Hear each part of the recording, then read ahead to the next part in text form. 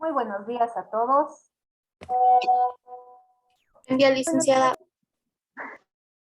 ¿Cómo Buen día, están? Muy buen día. Gracias por conectarse puntualmente. La clase de hoy la vamos a dividir en dos partes. La primera, una sesión Zoom, donde vamos a dar un breve recorrido por todo lo que es la cultura de la India. Y en la segunda parte vamos a complementar el avance con un documental realizado por la Embajada de India en Argentina. Este documental nos va a reforzar muchísimo más lo que es la parte de tradiciones y del fuerte sentido cultural que está muy ligado a la India como tal. Es uno de los países y una de las regiones más ricas culturalmente hablando, tanto por sus tradiciones como por su ideología tal y como la conocemos ahora, que de hecho se ha forjado en miles de años de existencia del territorio como tal, pero sobre todo de la cultura. ¿De acuerdo? Vamos a empezar entonces, por favor, con las diapositivas que les voy a compartir. ¿Se ven las diapositivas? Sí, licenciada. Sí, licenciada. Ok, muchas gracias. Bien, iniciamos entonces. Ahí estamos. A ver, la India nos refleja, ¿no es cierto? Y nos lleva a un mundo demasiado amplio en lo que es cultura, arte, religión y un profundo sentido de pertenencia a la tierra. Y al decir a la tierra me refiero precisamente a lo que representa la India como tal. Hay un sentido de arraigo y de pertenencia tan fuerte y tan marcado que en gran parte es lo que ha podido asegurar la supervivencia de muchas tradiciones, ritos y otros que forman parte de su legado cultural. Pero para irnos de una forma mucho más ordenada, vamos a iniciar, por favor, con lo que es su ubicación geográfica. India, como podemos ver, situada en el continente asiático, es una de las regiones más privilegiadas de toda Asia.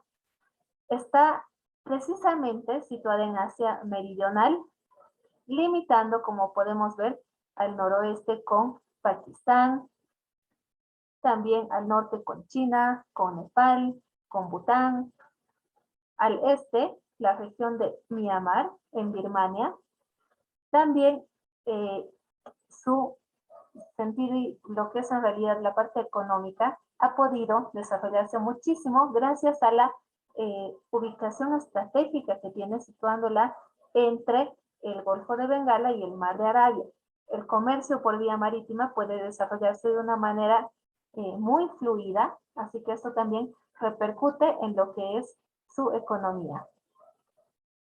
Además, podemos ver que el limitar con territorios tan fuertes, digámoslo así, económicamente hablando y también culturalmente hablando, ha representado un reto más para ver qué tanto podía la India progresar, pero manteniendo su sentido cultural tal y como se ha mantenido desde hace miles de años atrás.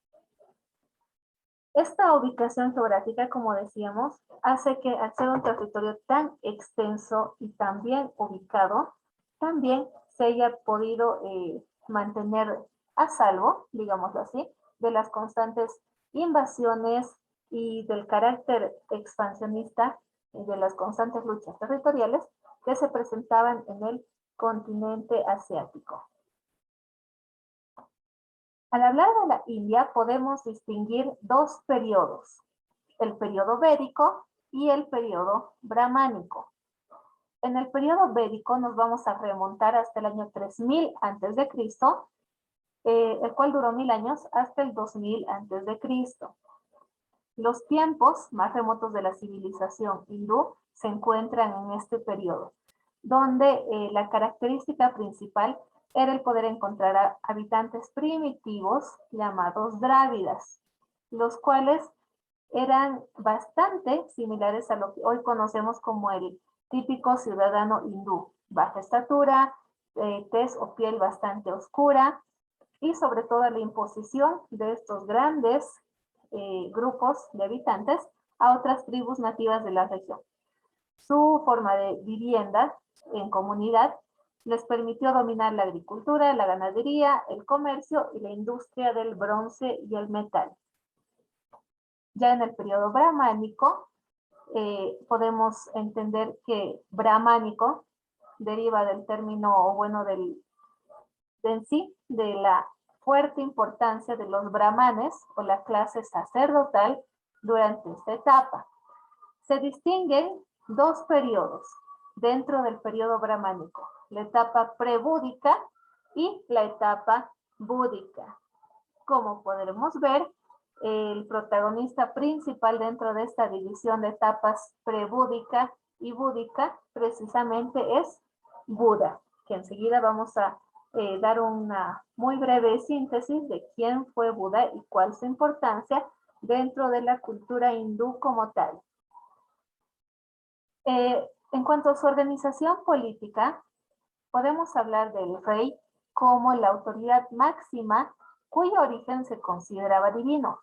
Era un representante de Dios en la tierra, por así decirlo, considerado el jefe máximo de la monarquía despótica, absolutista, y que también le otorgaba un cargo de carácter vitalicio. Como siempre, esta figura de autoridad, que era el rey, pues se presentaba, de hecho, siempre entre los primogénitos varones de las familias más adineradas. Los brahmanes también eran considerados como una casta superior, quienes colaboraban con el rey en la administración de justicia. Eran sus directos asesores, por así decirlo. Y también eran considerados, aparte de asesores gubernamentales, parte de lo que era la clase sacerdotal o los encargados de mantener las tradiciones y los ritos en cuanto a religión y cultura vivos y sobre todo que se puedan transmitir de generación en generación.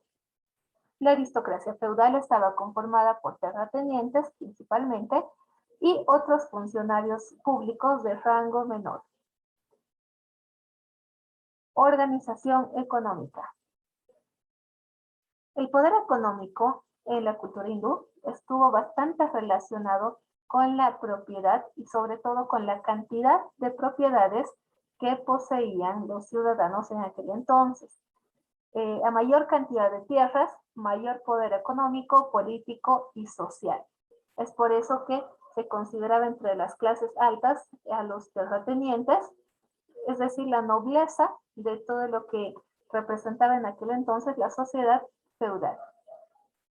Se dedicaban principalmente a lo que es ganadería, agricultura, debido también a los terrenos bastante extensos, bastante útiles y aptos para lo que era la siembra de productos, lo cual generó y derivó en una intensa actividad comercial e intercambios comerciales con los egipcios, los persas y los griegos, sus vecinos más próximos.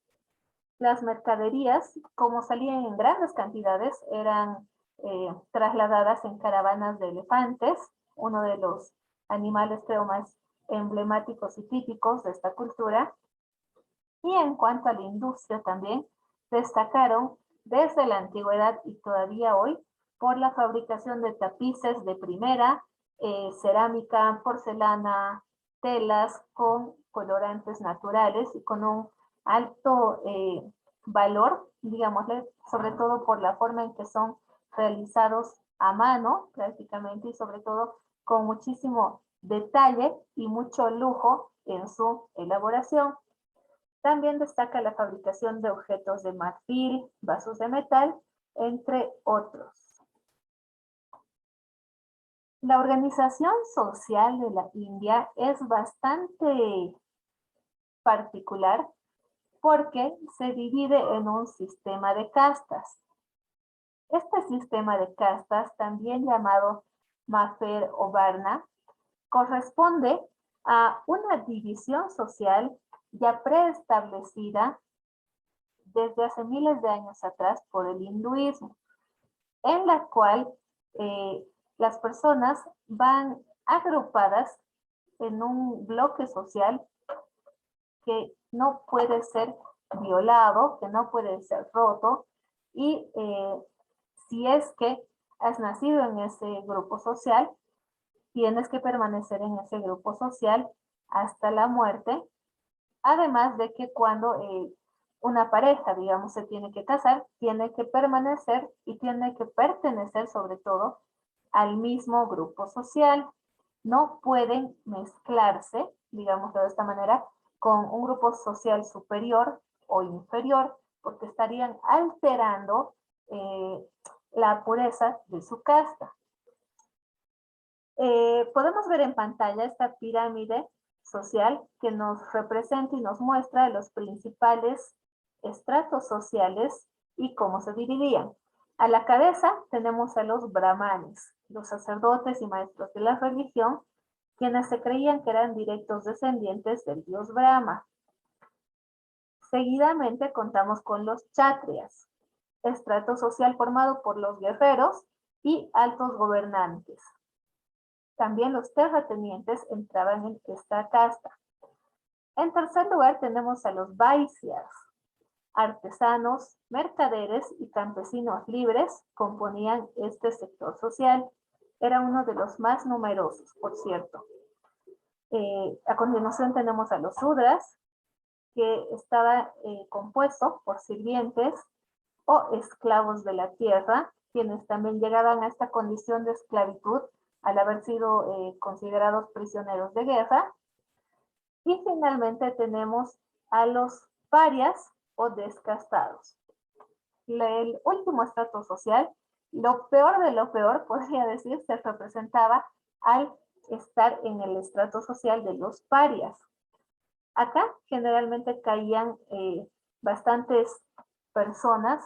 ¿Por qué? Por haber traicionado a la patria, por haber luchado contra contra su propia gente, asesinos, prisioneros, personas que no honraban sus deudas, y también pasaban a ser parias aquellos que se mezclaban entre castas. Por ejemplo, si un brahman se casaba o tenía alguna relación ilegítima con una mujer perteneciente a los vaisyas, salían de su estrato social y pasaban directamente a lo que es el sector de los parias.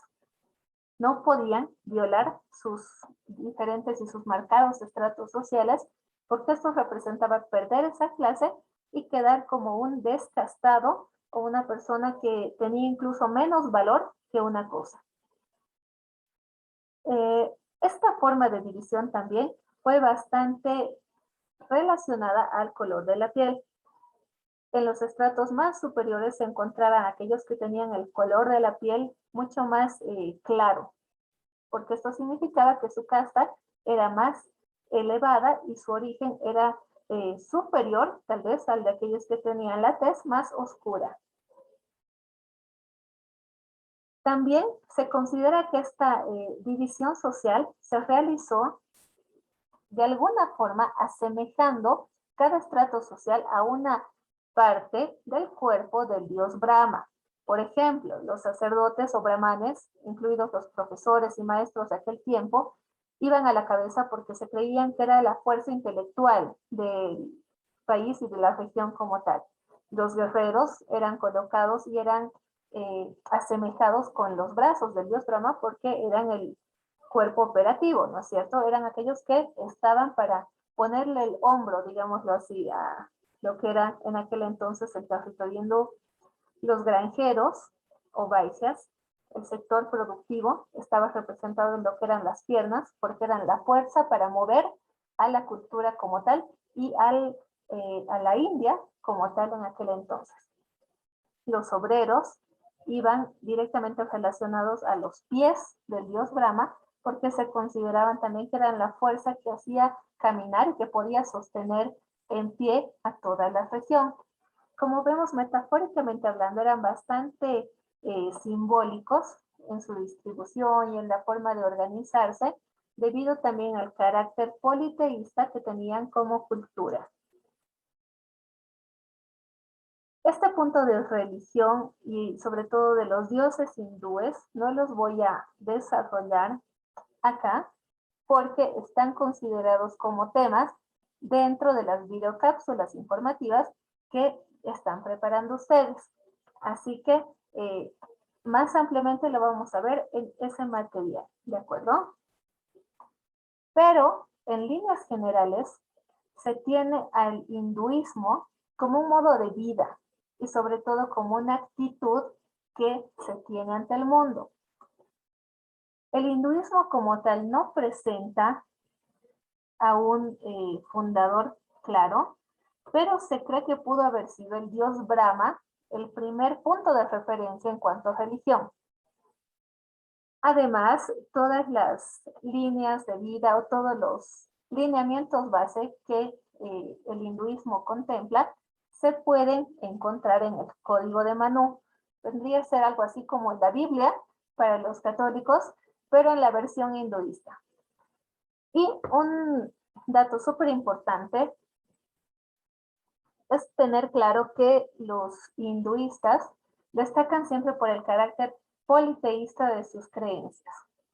No tienen una adoración a un solo Dios, sino que todo lo contrario, tienen más bien una forma de vida y una forma de regirse basada en la creencia y en la adoración a muchos dioses. Es decir, tienen un sentido espiritual y religioso bastante amplio y diverso. ¿Qué es lo que sucede en este punto y en esta idea de espiritualidad en la cultura hindú? La imagen es bastante elocuente, creo yo, ¿no es cierto? A ver, Luis Ángel Quispe, ¿qué es lo que más te llama la atención de la imagen? Bueno, como se puede ver en la imagen, se observa que cada persona la cual muere por edad o distintas causas, vuelve a renacer, ¿no? Ya, renacer, bastante interesante, gracias.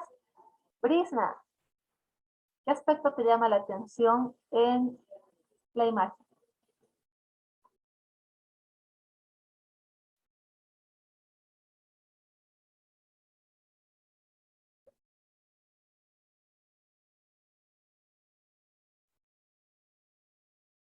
Brisna, te necesito atenta en clase, por favor. No tenías ni siquiera la cámara enfocada. Presumo que tu atención también estaba totalmente dispersa en algún otro asunto, pero para clases te voy a pedir atención, ¿ok? Por favor, acaba de levantar la mano Nico. Adelante. Buenos días, licenciada. Sí, cabalmente, bueno, hace un tiempo mi mamá estaba en esa etapa de buscar, eh, el- el- ella le decía que era buscarle el sentido a la vida. Entonces empezó a experimentar mucho de lo que es las distintas religiones, incluyendo mormones, a pesar de que ella viene de cuna católica. Y en algún momento se llegó a relacionar con gente que practicaba el hinduismo aquí en Bolivia. Y tienen lecturas y historias, su mitología es bastante atractiva, pero lo básico de la cultura y de la religión hinduista es que todos cumplimos un ciclo. Todo es cíclico en la vida del hindú. Entonces, donde empiezas, en algún momento vas a volver a terminar. Es decir, si yo nazco, podemos decir el término, si yo nazco de la tierra a tierra voy a volver y esa misma tierra va a volver a dar vida. Entonces, esto se va a repetir de manera infinita hasta que yo termine de aprender para poder elevar mi mente, mi conciencia, mi ámbito espiritual a un estado en el que ya no sea necesario este ciclo. Entonces, cuando yo consiga eso, voy a poder ascender a un plano superior. Mientras tanto, estoy condenado a repetir y repetir y repetir y volver a morir y volver a nacer para volver a aprender. Ya, muy bien, bastante acertada esa forma en que ya has definido el carácter cíclico de este de la forma en que entienden, digamos, el sentido y el origen de la vida. Luciana, por favor. Buen día, licenciada, gracias. Lo que yo puedo ver es el ciclo entre la vida y la muerte. Como dice, el ser humano atraviesa muchas vidas. Yo lo tomo como la reencarnación. Justamente ahí están las personas, ¿no? Metiéndose ahí como el huequito de la muerte y están volviendo a nacer. Entonces es básicamente la reencarnación para mí, a mi parecer. Ok, muchas gracias. Luciana, sí, ya nos introduces a la idea de lo que queríamos y de lo que vamos a explicar a continuación. Geraldine, por favor. Buen día. Yo veo que alguien se va y alguien nuevo llegará. Ya, bastante claro, bastante precisa la idea también. Muchas gracias. José, por favor.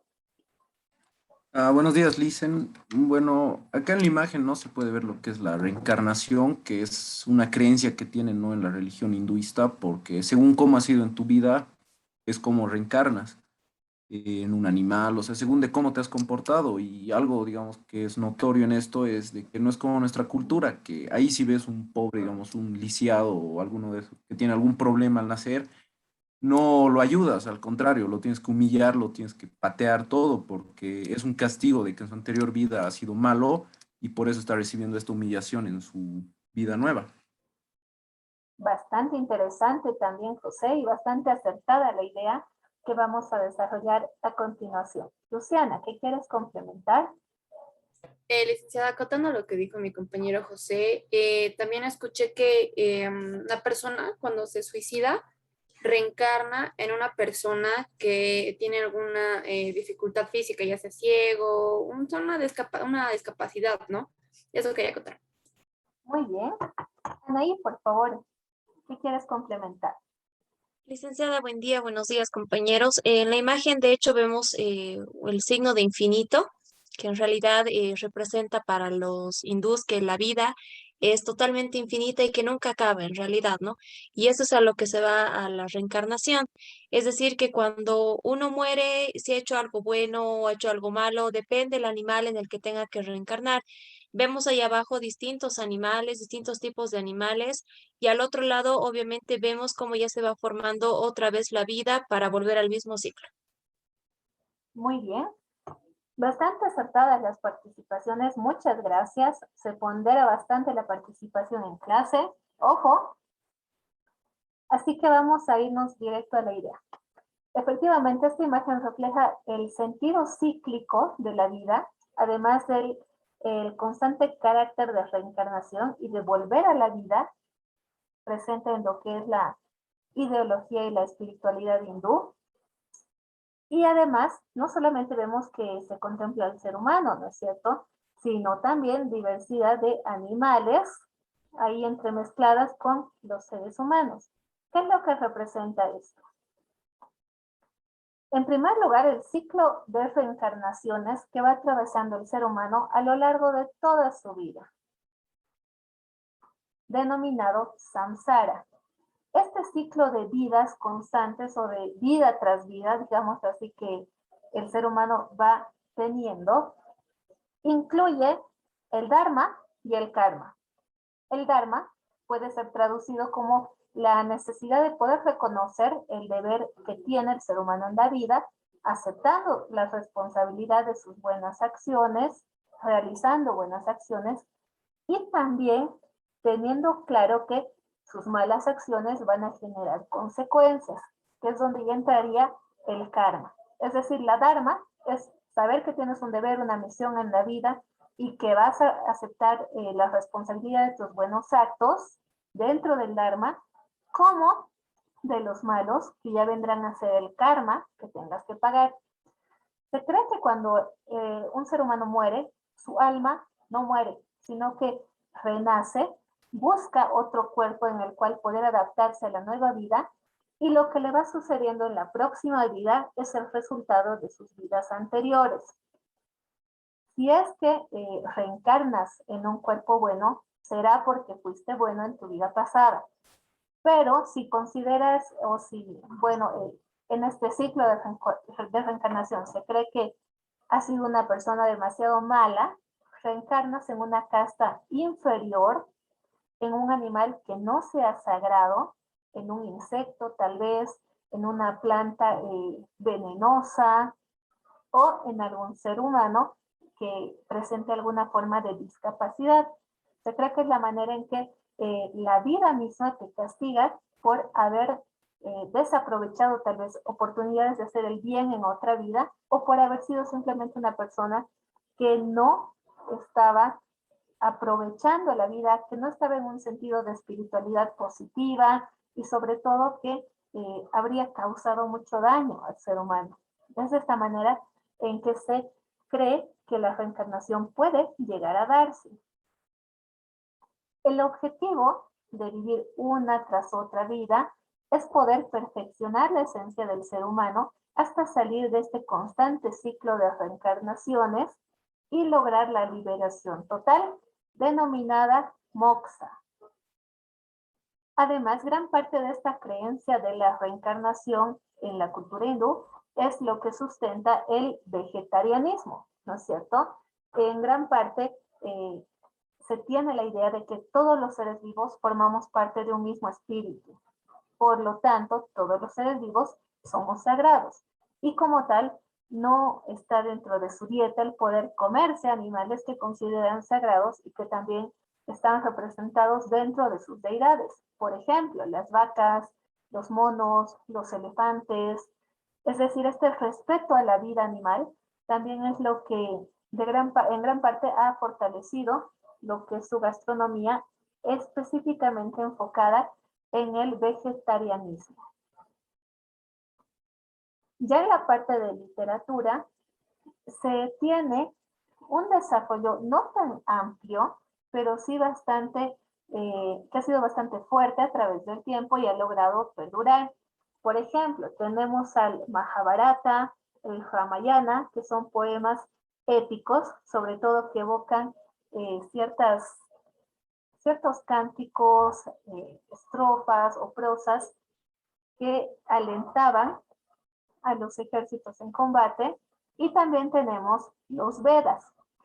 Los Vedas son los libros religiosos heroicos por excelencia de la cultura hindú. Tenemos 4 libros: el Rig Veda, Yajurveda, Samaveda y Atharva Veda, los cuales contienen melodías, rituales, poemas, himnos, odas, para diferentes ocasiones dentro de la tradición hindú. Podrá ir desde un matrimonio hasta un rito funerario, el nacimiento de un niño, entre otras cosas. Además de que los Vedas presentan normas que tratan de guiar y de mantener lo que era la organización social, dar ciertas normas de conducta, principios morales, algunos mandamientos también para poder combatir la mentira, la ira, el engaño, entre otros. Y ya en lo que es la parte religiosa, vamos a hacer una referencia muy pequeñita sobre el budismo, porque enseguida la vamos a ver de forma inextensa en el documental, donde, a ver, como rasgos principales vamos a mencionar que fue fundado por Siddhartha Gautama, quien se llamó y quien se hizo llamar Buda, que podría ser traducido como el iluminado. Buda inicialmente predicó contra el brahmanismo, debido a los grandes excesos y a las desigualdades que éste defendía. Por otra parte, desconoció la división social en castas. Él era más de la idea de la igualdad y de la armonía entre todos los hombres, a fin de poder lograr en la etapa final de la vida del hombre el nirvana o la felicidad eterna, un estado de superación tan pleno donde el alma de un ser humano se haya conducido tan bien a lo largo de toda su vida que en próximas vidas pueda lograr lo que era la felicidad y el gozo eternos. Además, consideraba que se debía practicar diariamente la caridad, el bien, la compasión, el amor al prójimo, entre otras virtudes. Fue por esto que fue considerado un verdadero revolucionario de este tiempo, y también esta manera tan armoniosa de llevar una vida espiritual es lo que actualmente también refleja la cantidad de seguidores que tiene el budismo, más de 500 millones de personas. Bien, con esto, el avance en líneas generales ya está desarrollado. ¿Hay alguna pregunta? ¿Alguna duda tal vez? Por si acaso, como datito nada más aclaratorio, no he desarrollado lo que es gastronomía hindú, ni otra clase de ritos o parte de la herencia y tradición cultural, porque estos los están desarrollando ustedes en las videocápsulas que ya deben estar realizando. Sobre el proyecto de ciclo, una pequeña recomendación, por favor. Siéntanse en la libertad de realizar todo el material que quieran incorporar sin ser tan limitativos en hacerlo formal o demasiado serio, ¿ok? La libertad creativa es lo que va a determinar la cápsula y cómo quieren presentarnos la información. Ahora bien, algunos me preguntaban si es que tiene que ser tipo exposición o algo así. No necesariamente. Entre más natural pueda ser, va a ser mucho mejor. Además que necesito que los datos brindados puedan ir de una forma tan clara y tan bonita que se haga interesante, ¿ok? No es necesario hacer un video largo y aburridor, si en 3, 4 minutos puedo decir lo mismo, pero de una forma en que atrape la atención de mi televidente. Y voy a practicar 1, 2, 3, 4 veces. Háganlo, chicos, no les va a salir bien a la primera. Así que tengan la confianza de que siempre cada versión o cada cambio que puedan hacer de su video va a servir para mejorar y para pulir el material que van a entregar. Luciana, por favor, ¿cuál la duda? Consulta. Sí, licenciada, sobre el proyecto de ciclo, le comento que a mí me tocó Cleopatra, pero hay varias teorías. Hay mitos y luego dicen que no es verdad, que hay otras verdades y no sé cómo hacer, la verdad no sé dónde guiarme. Encontré como 5 documentales diferentes de 1 hora y los 5 documentales dicen diferentes cosas. Podrías presentar una pequeña versión de, no de los 5, digamos de 3. Por ejemplo, algunos afirman que Cleopatra nunca existió, mientras otros la reconocen como una figura de empoderamiento femenina desde hace miles de años atrás, antes de Cristo. Pero la versión más aceptada es la que define a Cleopatra como una estratega con un rol protagónico en la invasión egipcia tal y bla, bla, bla. O sea, de acuerdo a lo que tú entiendas y a lo que tú quieras compartir, es que vas a tomar la versión que más se adapte tal vez a lo que tú quieres reflejar, ¿ok? No te estreses tanto tomando todo el material que hay porque nos vamos a hacer, no sé, nos vamos a quitar todos los cabellos de a uno y no es la idea.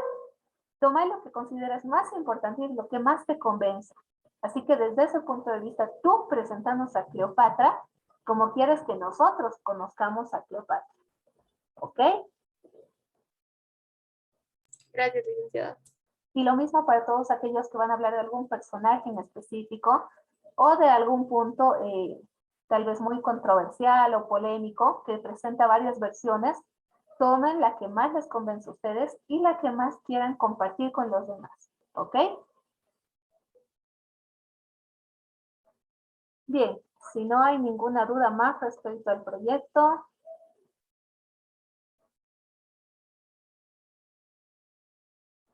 Aileen, por favor. Lee, quería preguntarle, ¿ya está habilitado para subir el video? No, el video, o bueno, el tiempo en el que van a poder subir el video es el viernes de 8:30 a 4:30. ¿Ok? Ah, ya. Sí, porque quería tener... subir y no estaba habilitado. Si ya lo tienes listo, perfecto. Así solo tienes que usar 5 minutos del viernes para compartir el link y nada más. ¿Ok? Gracias. Traten de tenerlo listo hasta el jueves, por favor. Eviten contratiempos. Saben que cargar un video a veces tarda o siempre pasan cosas que pueden demorarnos, así que prevean y manejen bien su tiempo. ¿Listo? Cristian. Licenciada, buenos días. Una pregunta. Con respecto a la tarea del siglo, quería preguntar que solamente hay que mandar el link a Moodle o hay que subirlo también a YouTube. A ver, a la plataforma me van a enviar el link del video que ya va a estar subido en YouTube, ya va a estar cargado en YouTube. Ustedes lo que me van a hacer es compartir ese link para que yo pueda ingresar y donde sea que esté cargado, en el canal que esté cargado de YouTube, ver el video. ¿Ok? Perfecto, gracias. ¿Listo? ¿Alguna duda más? Anaí. Sí, licenciada, perdón. A mí me ha tocado hablar acerca de los dioses hindús. ¿Será posible que puedo complementar algo más con ese tema que vaya acorde y que no haya, digamos, en los temas ya desarrollados o que usted ha podido distribuir? ¿Se podría complementar con algo más el tema? Si se relaciona con el tema que te asigné, sí, se puede. Gracias, Liz. Ok. Bien, si no hay ninguna duda más, terminamos sesión. La asistencia ya la estoy registrando, por favor. Y inmediatamente ustedes se van a la plataforma a ver el documental y a responder un foro de 3 preguntitas que va a estar disponible hasta hoy a las 4 de la tarde, si no me equivoco. Sí, un foro que va a estar disponible hasta hoy a las 4 en relación al documental que van a ver seguidamente de esta sesión. Creo que el documental dura 45 minutos, así que les va a consumir el tiempo destinado a la clase como tal. Alexander, ¿alguna pregunta? Licenciada, yo no pude alcanzar a escuchar sobre el proyecto porque se me cortó el teléfono, no sé por qué razón, y recién volvió. ¿Ya? ¿Cuál es la duda específicamente que tienes en relación al proyecto? Todo, es que no escuché nada. Ya. A ver, de manera interna por WhatsApp te voy a destacar los aspectos más importantes. Las indicaciones para el proyecto ya las tienes, ¿verdad? Ok, entonces te voy a hacer un punteíto general de manera interna vía WhatsApp para que no quede ninguna duda. Bien, con eso entonces los dejo por favor para que vean el documental y a continuación respondan el foro que va a estar abierto hasta las 4 de la tarde. La participación en el foro se considera participación en clase. ¿Ok? Bien, muchas gracias por su tiempo, chicos. Nos vemos mañana a las 8:30 en punto. Que tengan un buen resto de día. Hasta luego, Liz. Hasta luego, Chao, chao. licenciada. Gracias, hasta luego, licenciada. Licenciada.